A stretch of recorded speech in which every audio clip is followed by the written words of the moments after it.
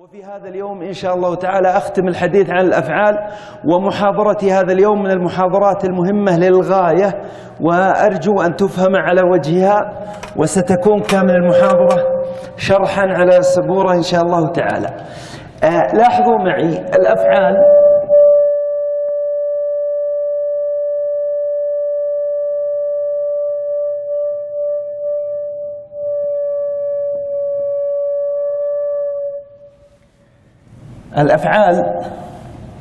تحدثنا عن أن الأصل فيها البناء، وقلنا المبني هذا عندنا مبني مطلقا أو مبني بناء لازما ومبني بناء عارضا. إذن البناء ينقسم إلى بناء لازم وبناء عارض، وقلنا إن البناء اللازم يكون في الفعل الماضي كاملا وفي فعل الأمر كاملا، وتحدثنا عن معنى ذلك. بالنسبة للبناء العارض فتحدثنا عن الفعل المضارع الذي سميناه ماذا؟ ذو النونين، وقلنا المراد بالنونين نون النسوة ويبنى معها على السكون، ونون التوكيد، واشترطنا أن تكون ماذا؟ أن تكون مباشرة، يعني اتصلت مباشرة بالفعل، وكنا توقفنا هنا ونكمل هذا ونفصله إن شاء الله تعالى اليوم. ما بقي من الفعل المضارع فسيكون الجزء ماذا؟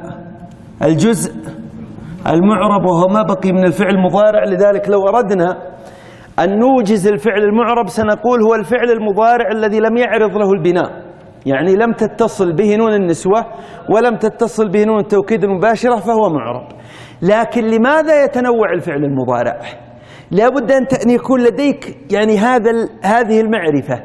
لماذا الفعل المضارع الآن سيتجزأ؟ يتجزأ لسبب، وهو أن اللغة في الأصل اللغة تعبر بها عن مرادك أنت المتكلم، لذلك هي تلبي حاجة المتكلم للتعبير عما في نفسه. فأنت حين تعبر بالفعل المضارع قد تعبر به عن مفرد، وهذا المفرد هذا المفرد قد يكون يتكلم عن نفسه، أليس كذلك؟ إذن أنت حين تتحدث قد تتحدث عن نفسك، وقد يتحدث عن المخاطب الذي أمامك، وقد يتحدث عن غائب، أليس كذلك؟ وليس هناك غير هذه الثلاثة. فأنت حين تتحدث بالفعل فإما تعني به نفسك، أو تعني به المخاطب الذي أمامك، أو تتحدث مع الذي أمامك عن طرف ثالث غائب، ولا مجال لأن تنتشر هذه القسمة. طيب، الآن المتحدث قد يكون يتحدث عن مفرد أو عن مثنى أو عن جمع، وهذا المفرد قد يكون مذكرا وقد يكون مؤنثا، والمثنى قد يكون مذكرا وقد يكون مؤنثا، والجمع قد يكون مذكرا وقد يكون مؤنثا، وبهذا تكون جميع الاحتمالات دون استثناء قد وردت. لذلك الفعل المضارع يتنوع لأجل هذا السبب، أن مقامات استعماله تختلف، مقامات استعماله تختلف. فلو أخذنا المضارع من فهم وأردنا أن نستقصي الحالات التي يمكن أن يرد عليها، فإذا كان المفرد المذكر يتكلم عن نفسه فسيقول أنا أفهم، والأنثى ستقول أيضا أنا أفهم. المثنى المذكر والمثنى المؤنث سيقول نحن نفهم بصيغة الجمع، وأيضا هنا يقول نفهم. والجمع المذكر والمؤنث سيقول نفهم ونفهم. لاحظوا معي هذه الحالات أو المقامات الأربعة أتى فيها الفعل المضارع على صيغة واحدة. ممتاز.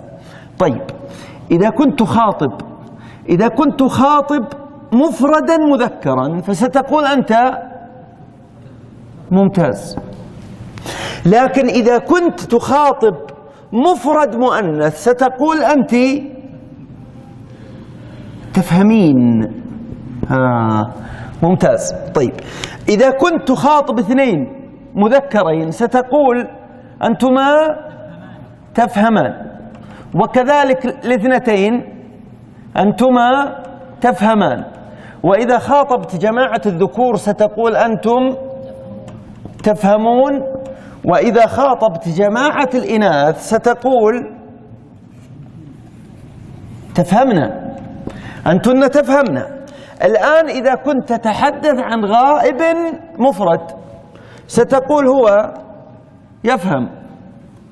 ممتاز، هو يفهم. وستقول هي تفهم. ممتاز. طيب، وستقول هما يفهمان وهما تفهمان، الاثنتين غائبتين. ولجماعة الذكور الغائبين هم يفهمون، ولجماعة النساء الغائبات هن. ممتاز. هل بقي أي مقام يمكن أن نستخدم فيه الفعل المضارع؟ الأفعال المضارعة الآن في جميع المقامات أتت على النحو الآتي: عندنا أفعال لم يتصل بها شيء، وهو أفهم ونفهم. واحد، اثنين، ممتاز، وتفهم ويفهم. هذه أربعة أفعال لم يتصل بها شيء، وهي تأتي من كل فعل ماض. أفهم ونفهم وتفهم ويفهم. طيب، عندنا أفعال احتجنا لأجل تنويع التعبير بها إلى أن نضيف لها لاصقين: الياء والنون هنا، الألف والنون هنا، الواو والنون هنا، الواو والنون هنا، الألف والنون هنا. طيب، لو أحصيناها دون تكرار عندنا تفهمين واحد، وتفهمان اثنين، وتفهمون ثلاثة، ويفهمان. طبعا لاحظوا تفهمان وردت، ويفهمون خمسة. لذلك جاء مصطلح ماذا؟ مصطلح الأفعال الخمسة. يعني ما المراد بالأفعال الخمسة؟ هي أفعال مضارعة اتصل بها ماذا؟ اتصل بها لاصقان. لاصقان، ضمير ونون. فالضمير يا المخاطبة تفهمين، أو ألف الاثنين يفهمان وتفهمان، أو واو الجماعة يفهمون وتفهمون، فأصبحت الأفعال الخمسة. إذا لاحظوا عندي 4 أفعال مجردة اللي هي أفهم ونفهم ويفهم وتفهم. وعندي الأفعال الخمسة. بقي عندي الأفعال التي اتصل بها لاصق واحد، وهي نون النسوة. وهذه حكمنا عليها بأنها ماذا؟ حكمنا عليها بأنها مبنية. إذن الذي بقي عندنا من الأفعال المضارعة إما أن يكون من الأفعال الخمسة، وإما أن يكون من غيرها. إذن الأفعال المعربة إما أن تكون من الأفعال الخمسة أو من غيرها. لذلك سنقسم الفعل المعرب الآن بعد ما فهمنا هذا الإجمال. سنقسم الفعل المضارع إلى قسمين: إما أن يكون من الأفعال الخمسة أو أن يكون ماذا؟ من غيرها. هذا واضح؟ هذه المقامات واضحة؟ طيب،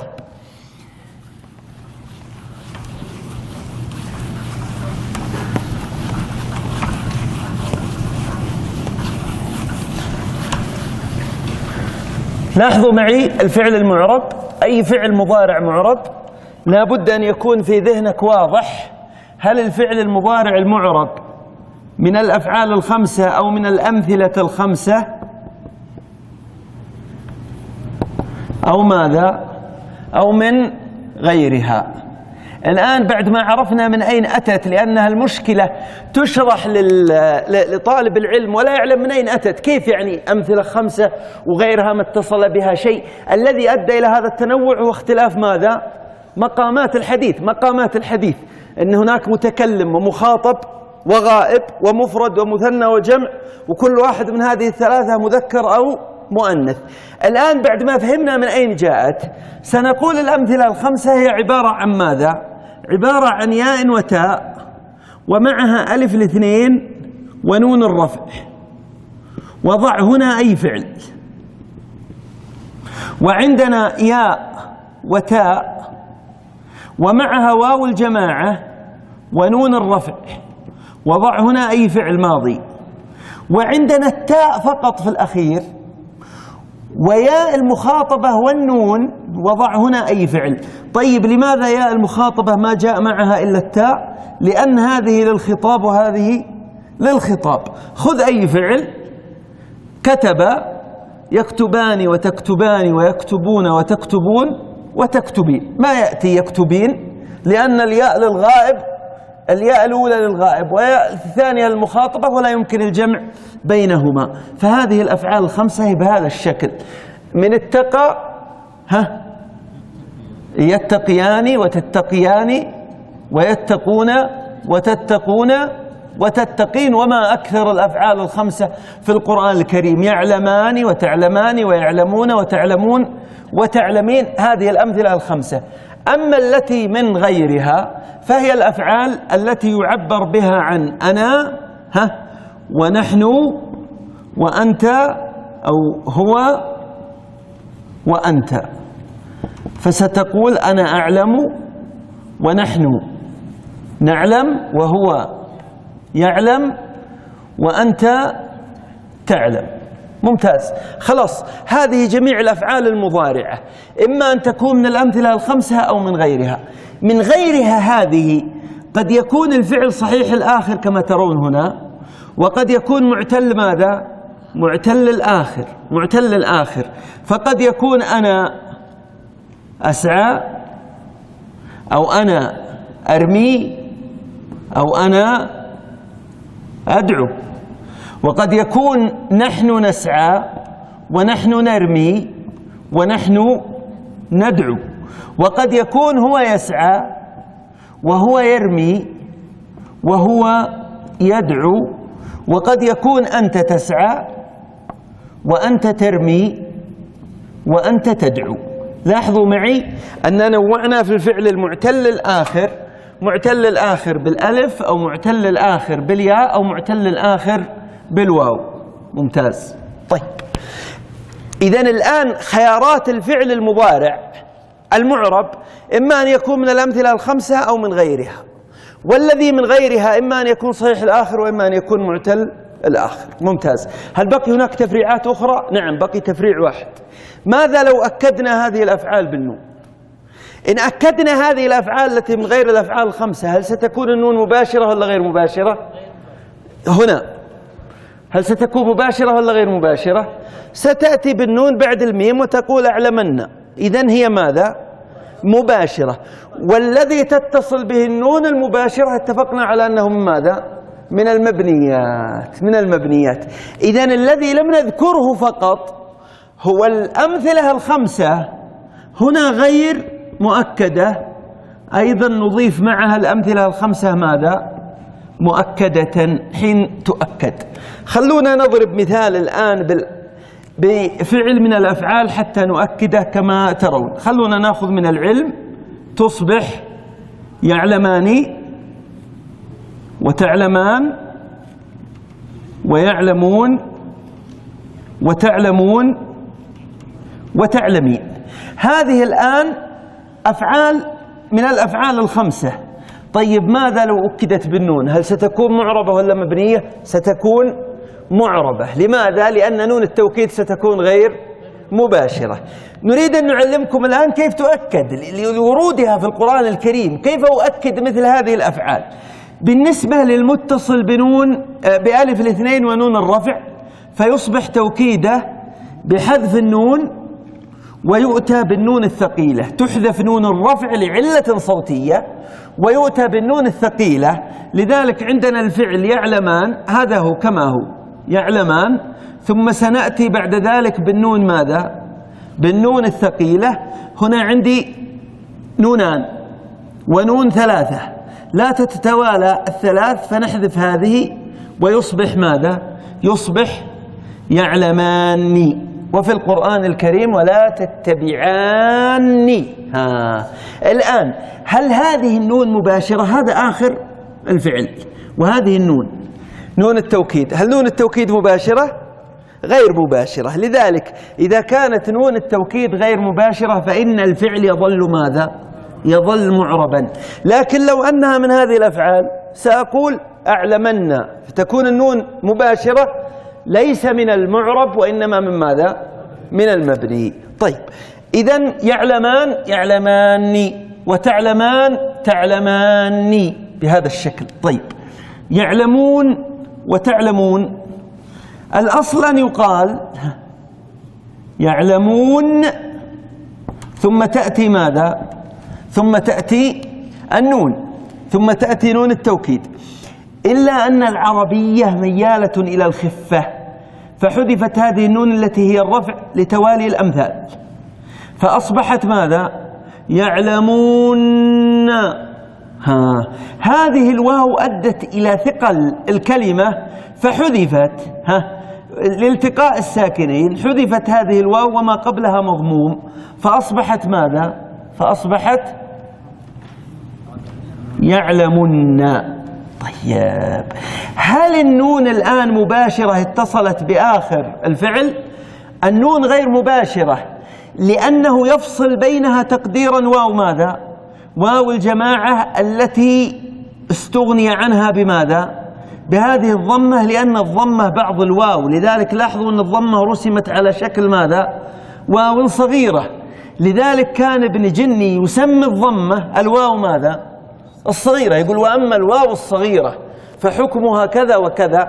لذلك في الدراسات الحديثة يقولون ليس هناك واو حذفت، وإنما واو قصرت، قصر امتدادها فأصبحت ماذا؟ فأصبحت ضمة. طيب كيف يمكن أن نفرق بين النون المباشرة والنون غير المباشرة على هذا؟ نحن جعلنا هنا شرط وقلنا إذا أكد هذا بالنون فإنما قبله يكون مفتوحا، لذلك يعلم إذا أكد بالنون سيصبح ماذا؟ يعلمن. هذه نون مباشرة. طيب لو قلت يعلمن بالضم غير مباشرة، وهذه الضمة دليل وجود ماذا؟ الواو. أنت مط الواو شوي، يعلمون، فالذي حصل عند التوكيد أن هذه الواو ماذا؟ قصرت، فأصبحت واو ماذا؟ واو صغيرة كما كان يسميها ابن جني رحمه الله. طيب تعلمين الأصل أن تكون بهذا الشكل، تعلمين ثم تضاف عليها ماذا؟ نون التوكيد، تحذف هذه النون لتوالي الأمثال فتصبح تعلمين، فنعمل هنا ما عملناه هناك، فنقصر هذه الياء أو نحذفها فيبقى قبلها ماذا؟ يبقى قبلها الكسرة فتصبح ماذا؟ تعلمن بهذا الشكل. طيب هنا سؤال، لماذا لم تفعل العرب الأمر نفسه هنا؟ يعلماني تتبعاني، لماذا لم يعني تحذف الألف أو تقصرها كما فعلت في الواو والياء؟ لأنها لو فعلت هذا لاشتبه الآن المفرد بماذا؟ المفرد بالمثنى، المفرد بالمثنى، لذلك أبقينا الألف هنا حتى يعلم إذا قلت يعلماني وتتبعاني أن المراد المثنى، لكن إذا قلت يعلمن المراد المفرد والنون مباشرة وهو مبني، أما هنا فهو ماذا؟ فهو معرب. إذن الآن لو سئلت عن الفعل المعرب تقول الفعل المعرب هو الفعل المضارع الذي لم تتصل به نون النسوة ولم تتصل به نون التوكيد المباشرة، وهذا يعني أن الفعل المعرب قسمان. القسم الأول أن يكون من الأمثلة الخمسة مؤكدة وغير مؤكدة، لا فرق، هي معربة بالعلامات التي نذكرها بعد قليل، أو من غيرها. وهذه التي من غيرها تنقسم أيضا إلى قسمين، صحيح الآخر أو معتل الآخر، صحيح الآخر أو معتل الآخر. هذه الأفعال المعربة لها علامات إعراب نذكرها الآن، المهم أن تكون قد عرفت القسمة. الفعل ينقسم إلى مبني وإلى معرب، المبني إلى مبني بناء لازما ومبني بناء عارضا. المعرب ينقسم إلى قسمين، إما أن يكون من الأمثلة الخمسة أو من غيرها. الذي من الأمثلة الخمسة إما أن يكون مؤكد أو غير مؤكد، ولا فرق بينهما من حيث الحكم إلا في أمور إجرائية. الذي من غيرها قد يكون صحيح الآخر وقد يكون ماذا؟ وقد يكون معتل الآخر. وبناء على ذلك سوف نذكر علامات الإعراب بعد قليل إن شاء الله تعالى. هل في هذا الكلام أي سؤال؟ الحرف الفعلي على من؟ نعم. علامة عدم التوكيد الفتح. لا هو مؤكد، ولكن الفتحة تدل على أن النون التوكيد مباشرة ولا يوجد حائل وهو مبني لأن النون مباشرة. لذلك في تالله لأكيدن، ما حكمه؟ مبني ولا معرب؟ مبني. ترون معرب، معرب لأنها لاحظوا الضمة، وهذا يعني أن النون مباشرة ولا غير مباشرة؟ طيب. لا ينبذن مبني لأنها مباشرة. طيب لترون معرب، معرب، ممتاز. طيب إما تخافن من قوم خيانة، تخافن مبني. طيب فإما ترين من البشر معرب لأن النون غير مباشرة. لذلك حين يسأل عن الفاعل في إما ترين أين الفاعل؟ أو في كذا، ممتاز يا المخاطبة. الآن سنتحدث عن علامات إعراب الفعل المضارع، وبها ينتهي الحديث عن الأفعال. وأبدأ في التمهيد لمحاضرة الأسماء التي تنتهي بها هذه المرحلة إن شاء الله تعالى الأسبوع القادم.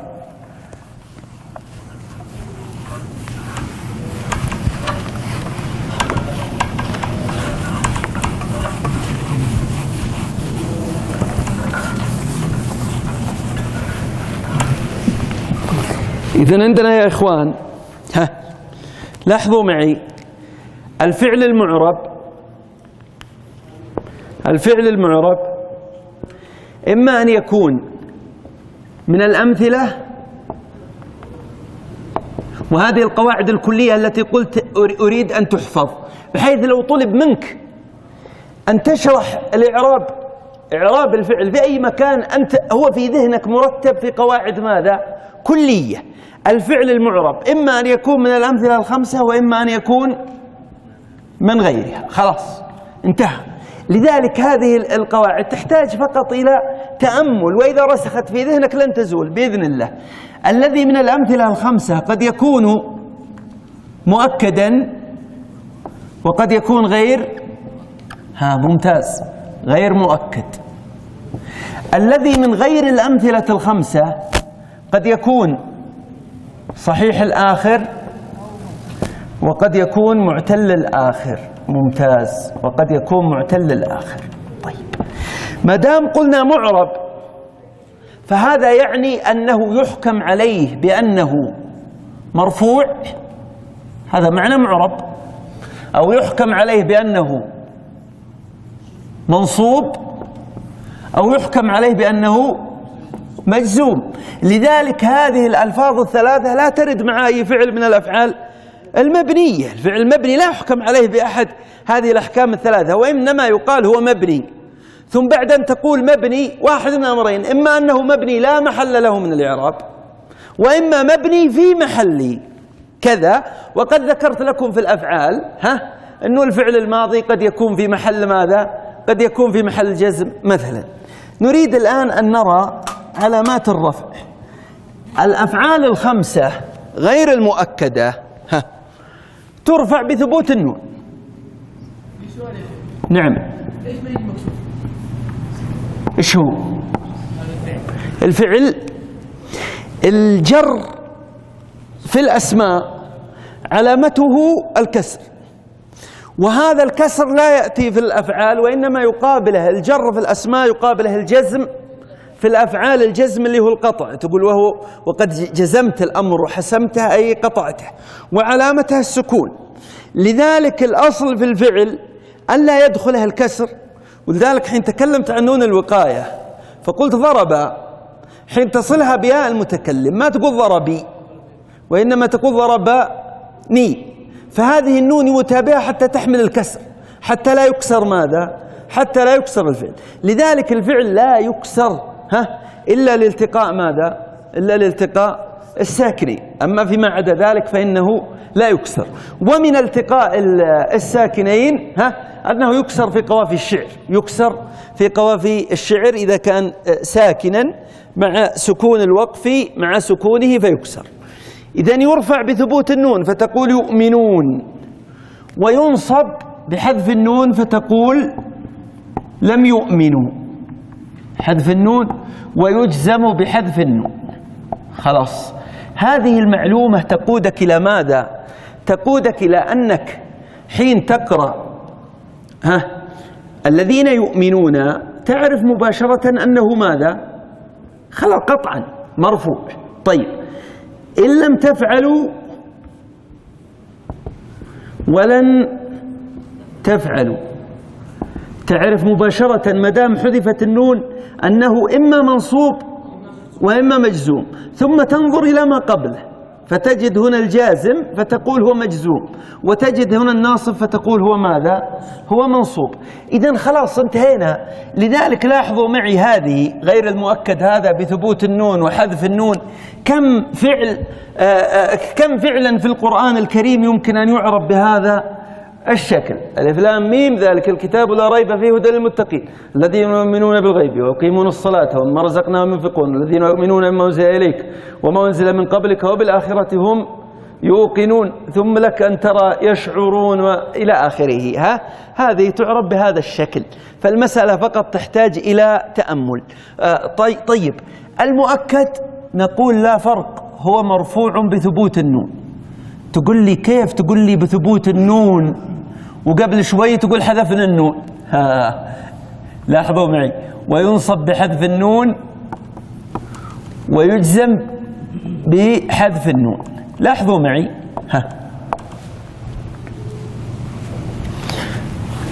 إذا قلت والله لا تفعلن، فهذه النون مباشرة والفعل مبني. لكن لو قلنا والله لتفعلن غير مباشرة، هذا الفعل الآن مرفوع علامة رفعه ماذا؟ علامة رفعه ثبوت النون، وهذا مما يشكل على طلبة العلم. يقال كيف مرفوع علامة رفعه ثبوت النون والنون أصلا محذوفة، والنون أصلا محذوفة. فقلنا نحن نعرب الفعل على أصله. أصل هذا التركيب لا تفعلون، ثم أضيفت لها نون ماذا؟ نون التوكيد. لذلك هو مرفوع علامة رفعه هو ثبوت هذه النون. هذه النون ثابتة قبل مجيء ماذا؟ قبل مجيء نون التوكيد، وإنما حذفت لدخول نون التوكيد لعلة إعرابية ولا لعلة صوتية؟ لعلة صوتية، وهو ماذا؟ وهو التخفيف. ولا لو بقيت فمن حق هذا الفعل أن يكون بهذا الشكل، لتفعلونن، فهي في الأصل ثابتة قبل مجيء نون ماذا؟ قبل مجيء نون التوكيد. ولذلك يقول العلماء مرفوع علامة رفعه ثبوت ماذا؟ ثبوت النون. فالنون ثابتة دالة على رفع الفعل قبل توكيده، ثم لما دخلت نون التوكيد حذفت لعلة إعرابية ولعلة صوتية؟ لعلة صوتية. وإلا فأصل التركيب والله لتفعلونن، فهي ثابتة قطعا، إلا أنه خفف هذا الفعل فأصبح لتفعلن.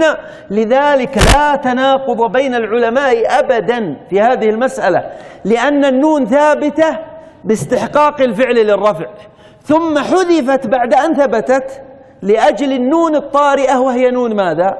وهي نون التوكيد، فحكمها مصطحب. وهذا من باب استصحاب الأحكام. حكمها مستصحب، يعني الحكم الذي قبل عروض التوكيد مستصحب في ماذا؟ فيما بعدها. مثل ماذا؟ مثل المفقود الذي شهدنا عليه وهو متزوج حي ثم غاب، بعد غيابه يستصحب الحكم السابق ولا ما يستصحب؟ يستصحب. فنقول هل تطلق زوجته؟ لا. هل يقسم ملكه؟ لا. لماذا؟ لأنه حي. قال كيف تقول لي حي وهو مفقود؟ نقول لأن البينة عندنا الآن على أنه ماذا؟ حي، فهذه البينة مستصحبة حتى تنتقض ببينة ماذا؟ ببينة أخرى أو ما يقوم مقام البينة كان يغيب زمنا طويلا يغلب على الظن معه أنه وهكذا. لذلك هذا من استصحاب الحكم. هذه المسألة واضحة؟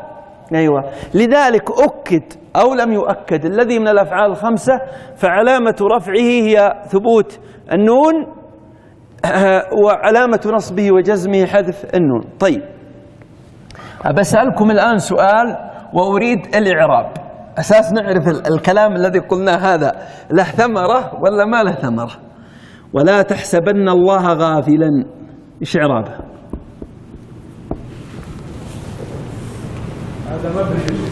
هذه اللا ناهية ولا نافية؟ نهينا ولا ما نهينا؟ ناهية. إذن ما بعدها سيكون ماذا؟ مجزوم. طيب تحسبن هذا ما إعرابه؟ فعل مضارع مبني على الفتح لاتصاله بنون التوكيد المباشرة في محل ماذا؟ ممتاز. طيب لو قلت أنا لا تحسبن، أي أريد الآن تحرير الإعراب. لا تحسبن ستصبح لا ناهية جازمة. طيب تحسبن فعل مضارع مجزوم وعلامة جزمه ممتاز حذف النون. أين النون التي حذفت؟ نون قبل هذه النون قد حذفت قبل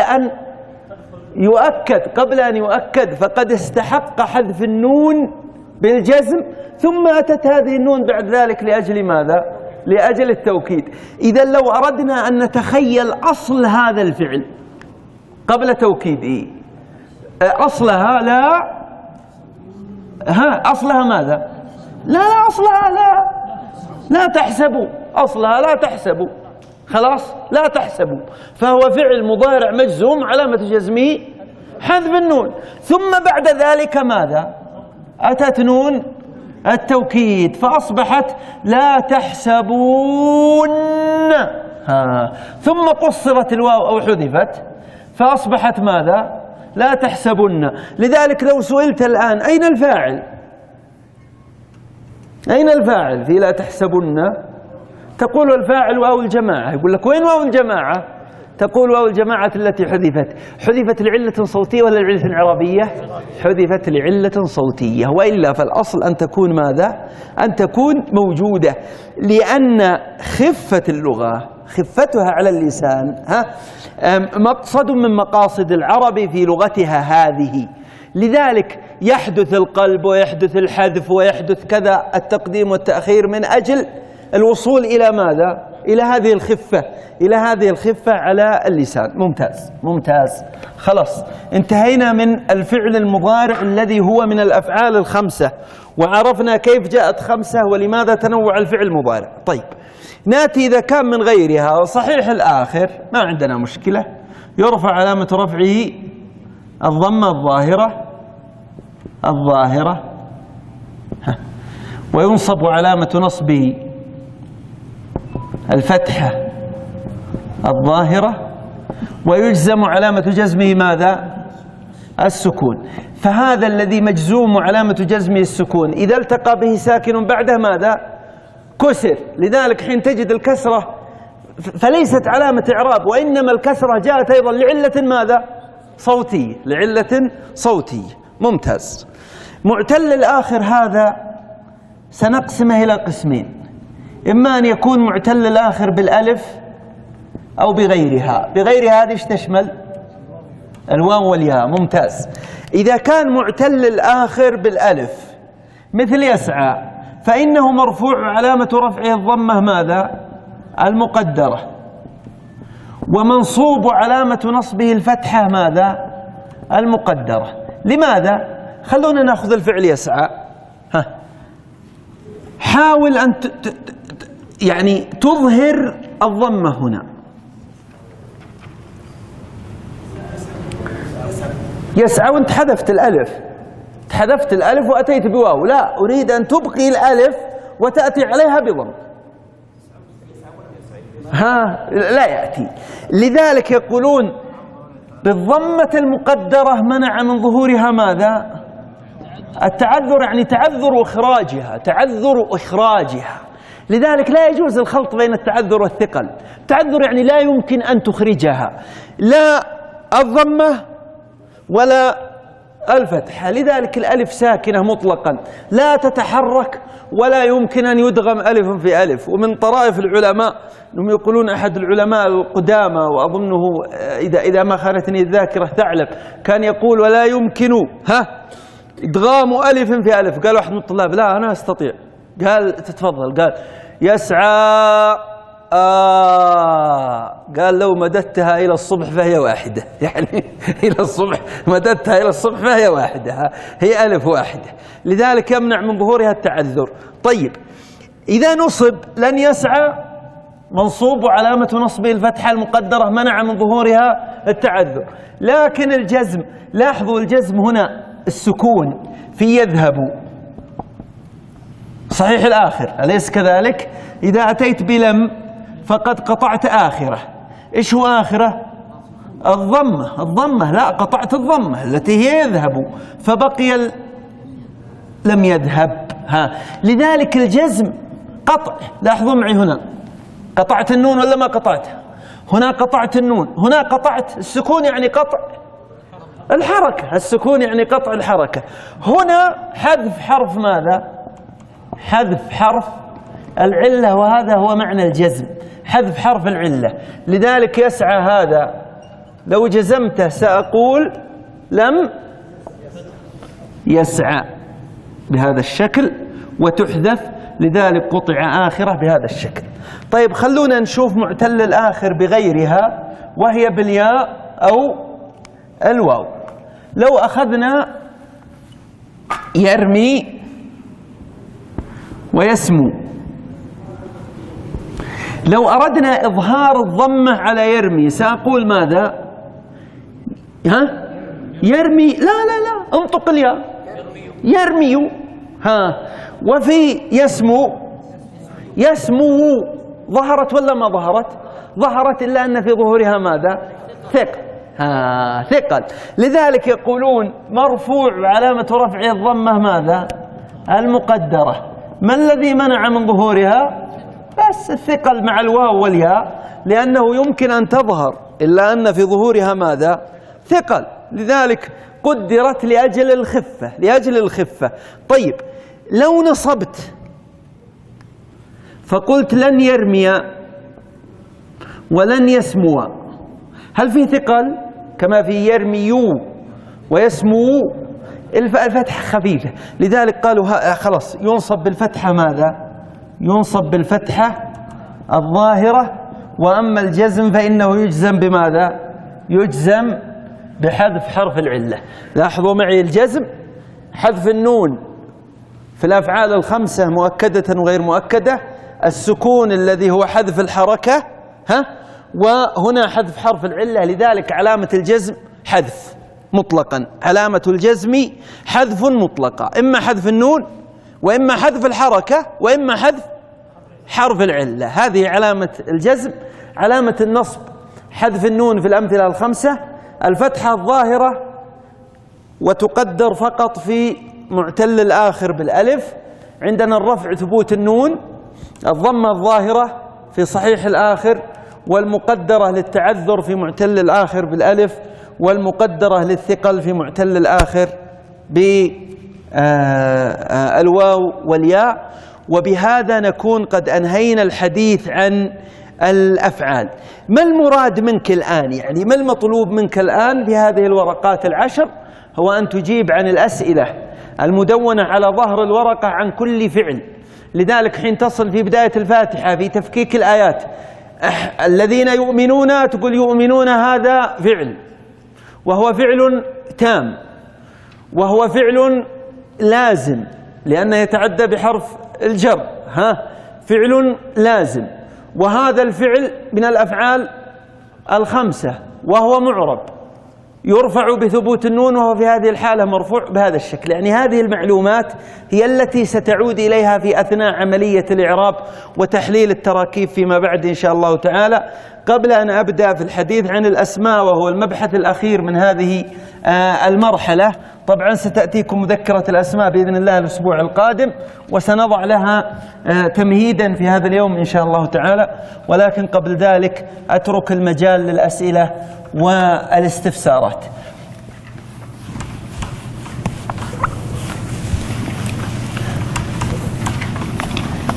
أحد عنده أي سؤال يا إخوان؟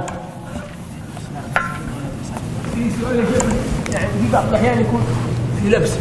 في ماذا؟ في واو العطف والمعية. واو العطف وواو المعية. طيب، نحن قلنا واو المعية هي تتعين حين لا يجوز ماذا؟ حين لا يجوز العطف، لأن العطف المراد به الجمع، أنك تجمع بين شيئين في حكم واحد. لذلك إذا قلت قرأت الناس والفلق، فأنت جمعت بين سورتي الناس والفلق في حكم واحد، وهو ماذا؟ وهو القراءة. إذن الآن الجمع تحقق ولا ما تحقق؟ هي عطف. ممتاز، هي عطف. طيب، إذا قلت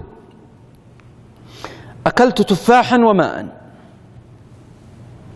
أكلت تفاحا وماء، هل العطف هنا متحقق الذي هو الجمع؟ لأن الماء لا يدخل في حكم ماذا؟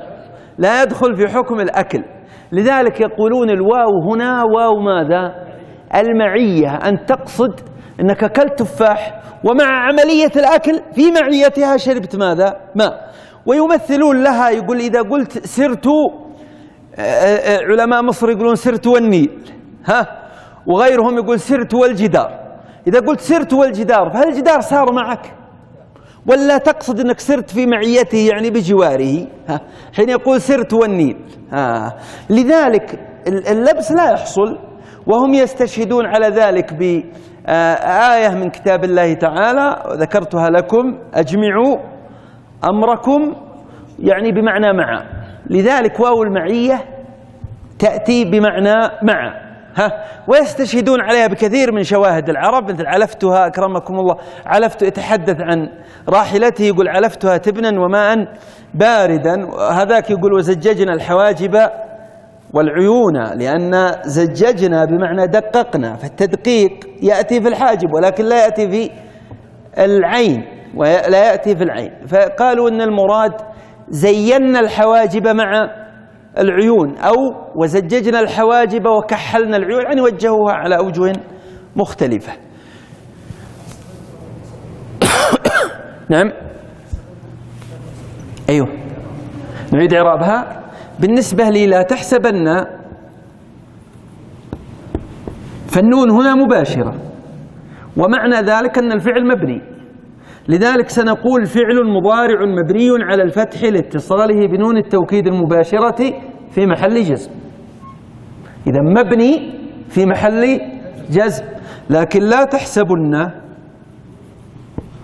سنقول تحسب فعل مضارع مجزوم وعلامة جزمه حذف النون، ذاك ليس مبني وإنما هو ماذا؟ معرب، وإنما هو معرب.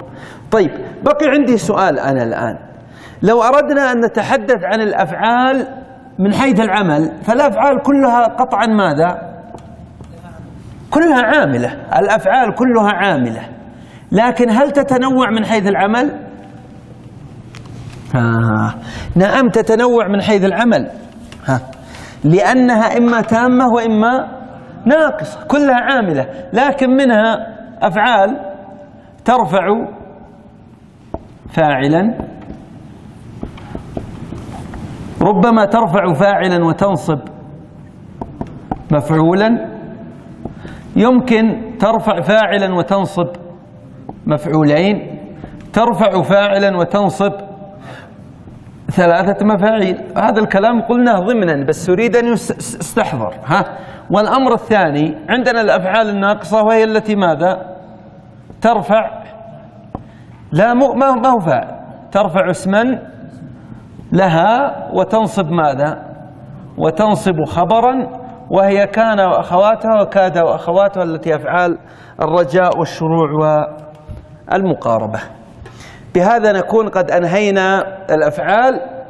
بقي عندنا الشيء الثالث الأكثر شيوعا في الكلام، وهو ماذا؟ وهو الاسم، وأمره سهل بإذن الله تعالى. إذا عرفت أن الكلمة اسم، طبعا يا أخوان بالنسبة إلى الأفعال وإلى الحروف فلم يعد عندنا شيء نقوله إلا جزئيات يسيرة في الأفعال. الذي ذكرناه في مرحلة الكلمات هو نفسه الذي سنقوله في مرحلة التراكيب والجمل، لا من حيث إعراب الحروف ولا من حيث إعراب الأفعال. الحديث في الجمل هو كله حديث عن ماذا؟ عن وظائف الأسماء، عن وظائف الأسماء. لذلك سندرس في مرحلة الكلمات ما يعيننا هناك على تحديد وظيفة الاسم إن شاء الله تعالى. حين تتحقق من أن الكلمة ماذا؟ من أن الكلمة اسم، فيجب عليك أن تجيب عن هذه الأسئلة.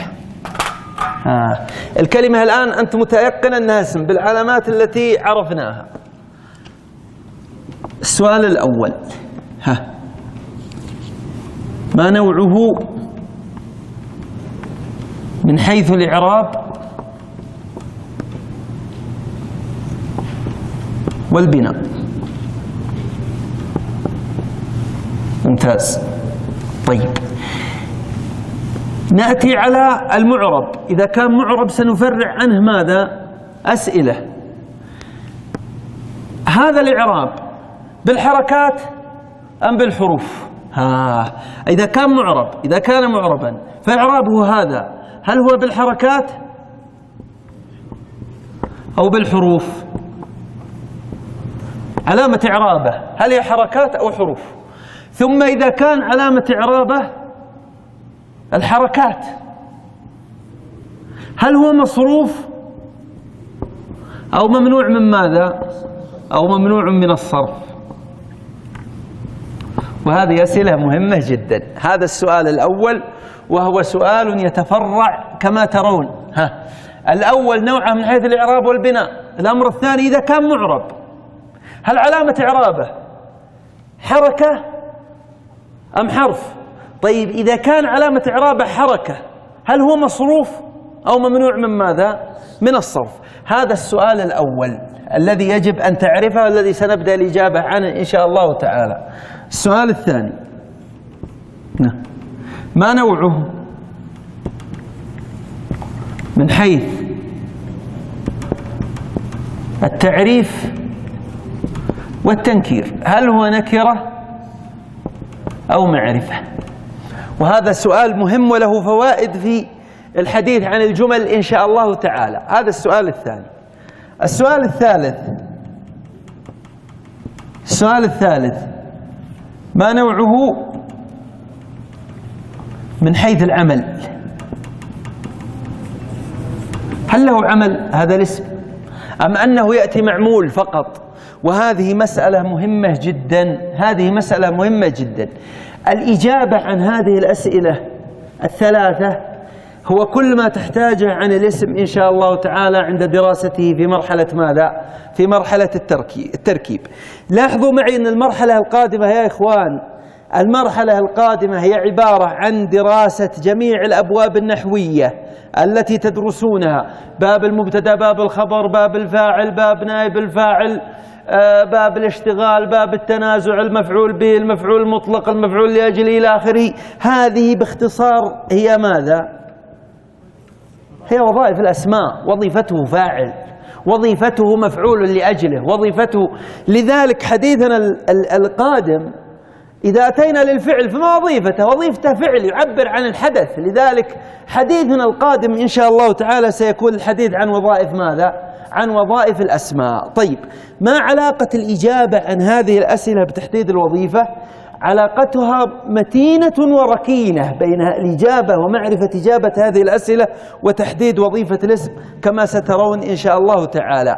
لذلك كل ما بقي لنا من النحو والحديث عن وظائف الأسماء الذي سيأتي في المرحلة القادمة إن شاء الله تعالى. هذه الأسئلة الثلاثة ستأتيكم في المذكرة الأسبوع القادم إن شاء الله تعالى. وسنبدأ الآن في الحديث عن التفريق بين الاسم المبني والمعرب. هذا الكلام واضح يا إخوان؟ طيب، إذن الجواب عن ثلاثة أسئلة في الأسماء. السؤال الأول هو نوعه من حيث الإعراب والبناء. نوعه من حيث الإعراب والبناء لابد أن، طبعا هنا إشكال كبير أشرحه لكم ولمن سيرانا عن طريق يعني في الحلقة المسجلة، وهو أن مشكلة كثير من طلاب العلم في التفريق بين الاسم المبني والمعرب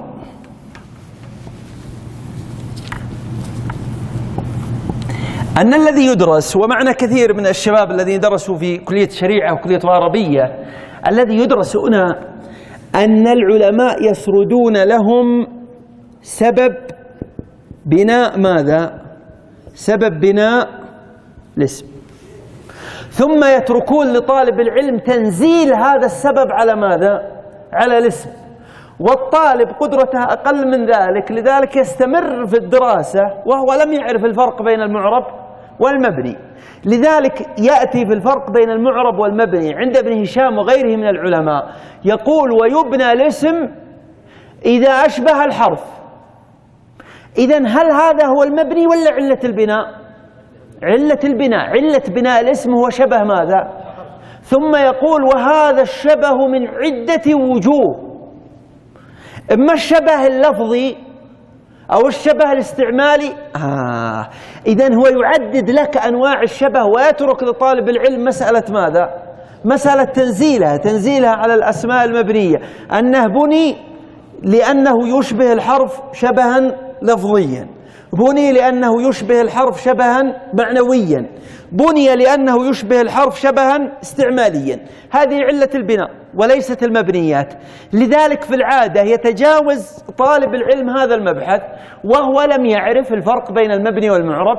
لذلك الأفضل من ذلك هو أن نعدد الأسماء المبنية ونذكر سبب بنائها من هذه الأسباب الثلاثة.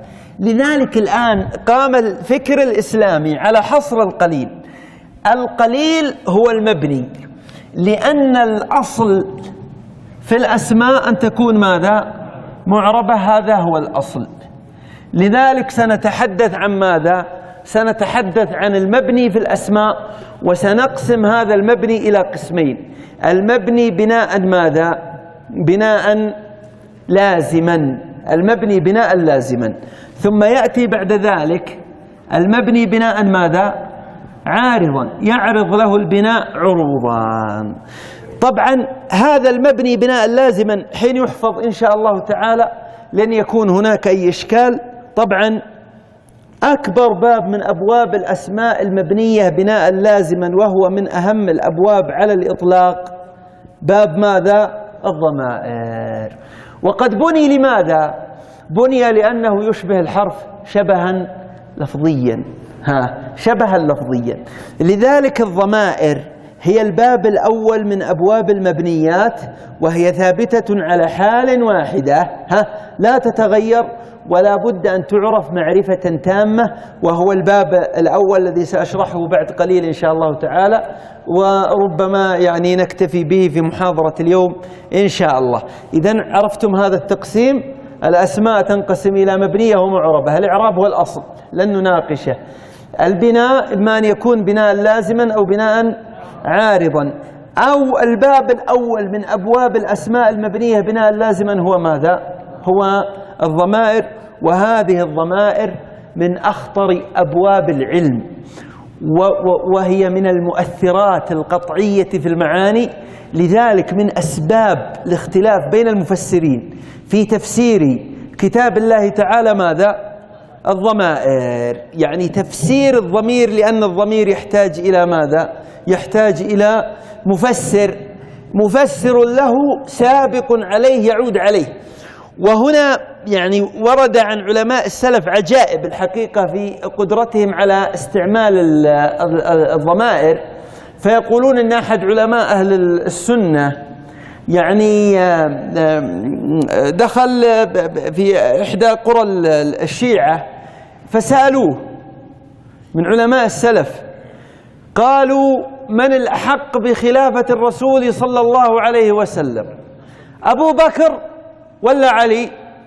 فأجاب جواب من أذكى الأجوبة على الإطلاق، قال: من بنته تحته، من بنته تحته. قال: والله يستر عليك، ممتاز، أنت على مذهبنا، لأن بنت الرسول صلى الله عليه وسلم تحت علي، وهو يقصد أن بنت أبو بكر تحت الرسول صلى الله عليه وسلم. فقال: من بنته تحته، فأتى بعبارة مفسر الضمير فيها يختلف، ففهموها على ما أرادوا ونطقها على نيته. لذلك عود الضمير من أخطر الأمور على الإطلاق. ومما يذكرون في هذا والله أعلم بصحته أن محمد بن يوسف الثقفي أراد أن يتقرب بلعن علي بن أبي طالب، فأمر خطيب جامع صنعاء لأنه كان أمير اليمن، قال في خطبة الجمعة: تلعن علي بن أبي طالب. قال: ابشر. فلما حضرت الصلاة قال: يا أهل صنعاء، إن الأمير محمدا، ويشر عليه، إن الأمير محمدا قد أمرني أن ألعن علي بن أبي طالب فالعنوه لعنه الله. ففهمها الأمير أن اللعنة انصرفت إلى الإمام علي رضي الله عنه، والشيخ على نيته، يعني على نيته في قضية. فالشاهد صدقت هذه القصة ولم تصدق، أن عود الضمير من أخطر الأمور على الإطلاق، وسجلت فيها رسائل علمية في تتبعها في تفسير القرآن الكريم. لذلك سنتحدث عن الضمائر الآن، ولا بد في قضية الضمائر هذه. طبعا الضمائر هي من أعظم أبواب الاقتصاد اللغوي في اللغة العربية على الإطلاق. يعني تخيلوا لو ما عندنا واو الجماعة، وبعدين ما عندي إني أقول الطلاب حضروا، الواو هذه ما هي موجودة، أو الدارسون حضروا، بعدين أقول عقدت اليوم درسا حضره فلان وفلان وفلان وفلان وفلان وفلان. لذلك هم يقولون هي من علامات الاقتصاد اللغوي أو من أبواب الاقتصاد اللغوي الضمائر والتثنية والجمع. بدل ما تقول كتبت بقلم وقلم تقول كتبت بقلمين، وهذا اقتصاد لغوي. الضمائر يا أخوان، الضمائر تنقسم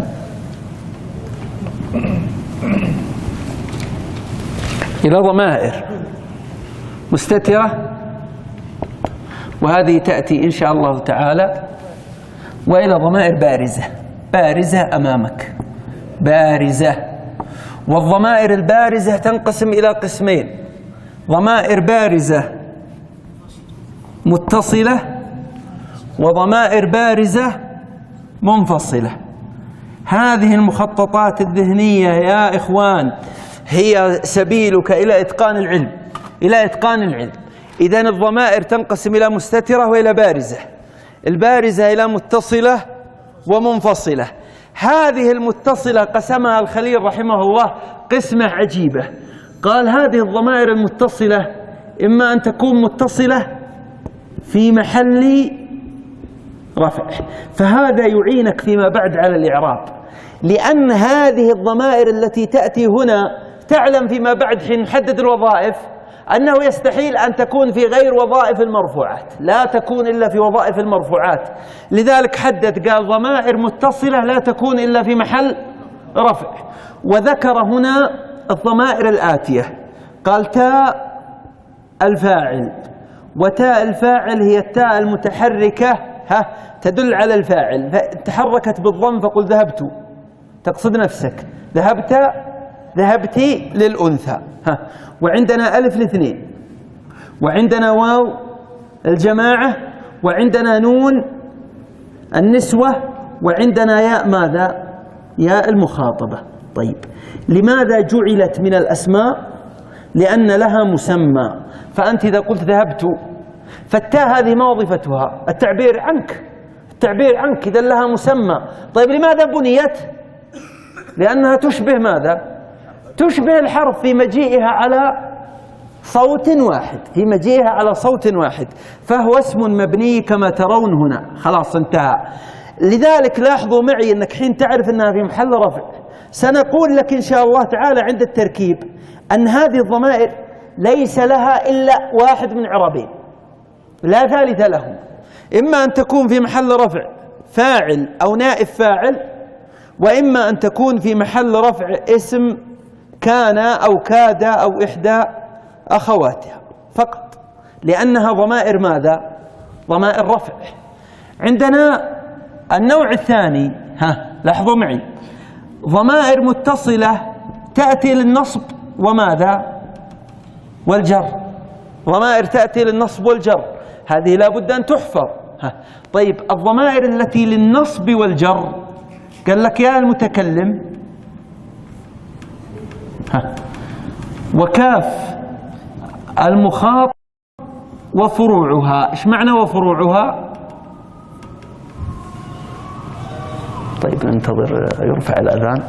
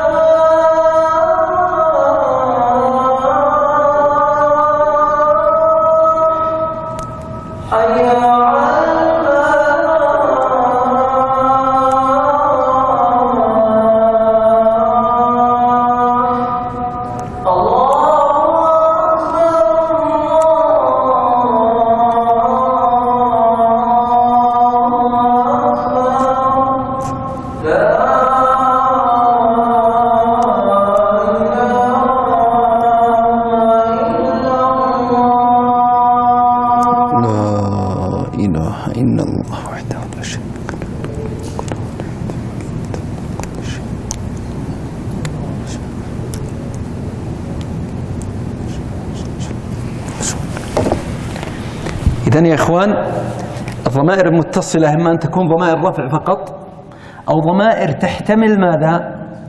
النصب والجر. قلنا ياء المتكلم وبعدين كاف المخاطب وفروعها. ما المراد بفروع كاف المخاطب؟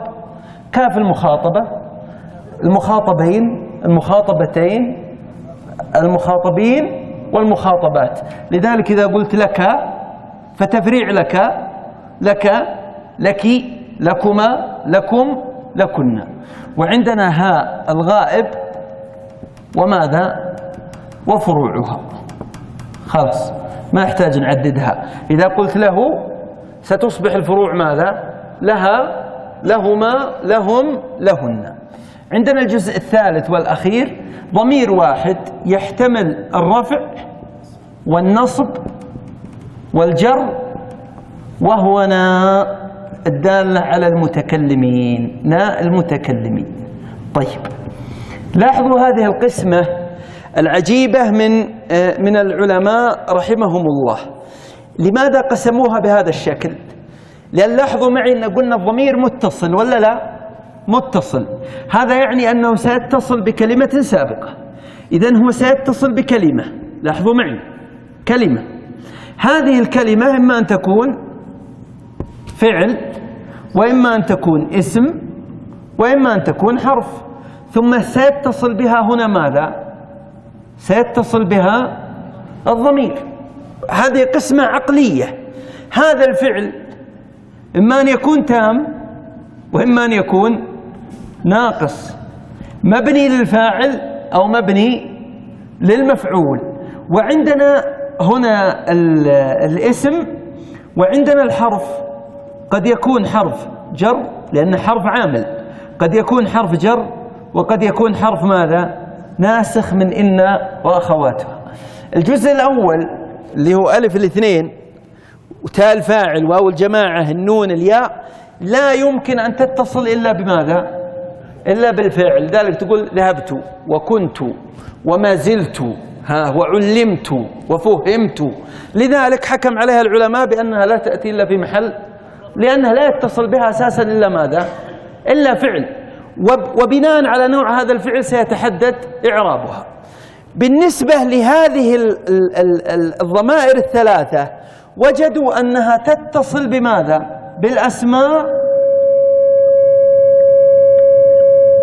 بالأسماء أو بالحروف أو بماذا؟ أو بالأفعال. فالآن الذي يتصل بالأفعال من هذه الضمائر مثل ضربك أو فهمك ستكون في محل نصب. طيب، الذي يتصل بالأسماء كأن تقول كتاب، كتابك وكتابك سيكون في محل جر. طيب، بقي عندنا الحروف، إن اتصلت بحرف جر فهي في محل جر، وإن اتصلت بحرف الناسخ فهي في محل ماذا؟ في محل نصب.